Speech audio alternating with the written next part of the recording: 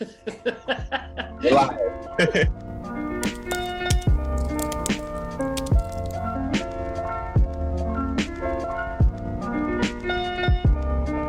Hello, I am here with Kate Story and Mithila Ballal, two members of the Common Threads Collective. How are you both doing today? Well, thank you. Good, thank you. So just to start out, can you both tell me about your background with the Common Threads Collective? One of the employees at NCC reached out to me with a story about an immigrant. And as I read that story, she wanted me to bring out some of the dance aspects. What I wanted to do is to use what the immigrant went through and bring it out through expression and movement. Like Mithila, it was the New Canadian Centre that reached out to me, which was really exciting because I've been an artist in Peterborough for a long time, and I have had some connections with the New Canadian Centre for sure over the years. I just think it's such an important organization. And I've always wanted to marry my politics around all those issues with my art practice, and to be invited was just the most exciting thing.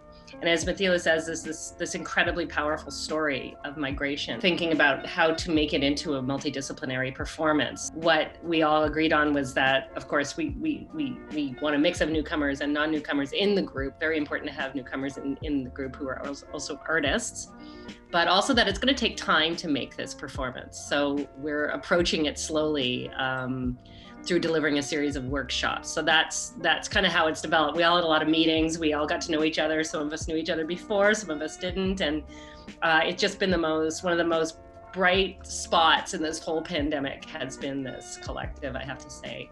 Ah, that's so nice. So you mentioned workshops. Finding your story through movement is the next workshop that Common Threads is producing, and you two will be running that workshop. Sounds very exciting. I wish that I was a part of it. Can tell me in your words what this workshop is going to be all about. So as Kate and I have talked a little bit about it, I believe that breathing is movement. Both of us want to explore more on everyone's stories, but expressing it through their body rather than through words, and then coming up with a movement choir by the end of it. So we're planning to do that. That's hopefully our goal, and I'm hoping that's going to happen. And I'm super excited because we have this plan, but we never know where it'll take us. So that's exciting too. One of my teachers always says, work with the body you brought today. Do you have any idea how this particular workshop is going to contribute to the landing project? There are certain people who seem to be interested in the workshop. So we might see if those core people are interested in continuing with the work as it develops. Also just, I think, a way to start generating ideas and material. And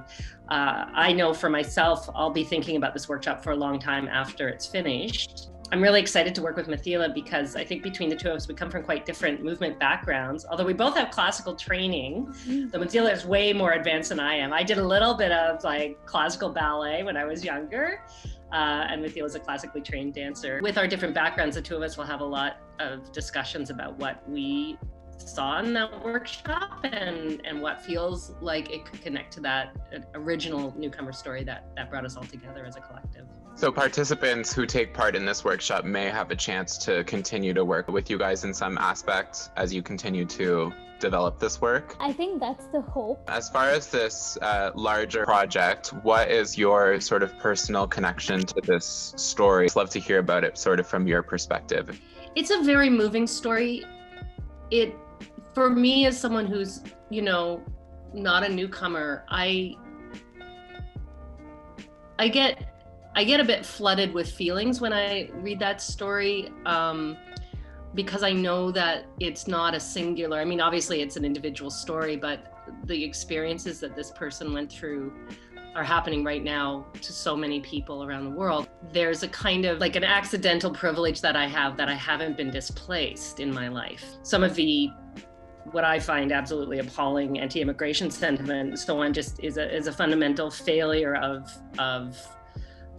thought, imagination, and heart, and the reality is that anyone can become displaced at any time or need to migrate for other reasons. So I read that story and it feels to me like there but for the grace of God go I. And the story itself, this person has a huge capacity in her writing and her observation of herself. On another level, I respond to it as a theater maker because there's a kind of beautiful, huge, almost classical theater feeling of like these huge archetypal experiences. And so I respond to it as a writer. I respond to it in my body as a mover, maybe just to release some of the feelings.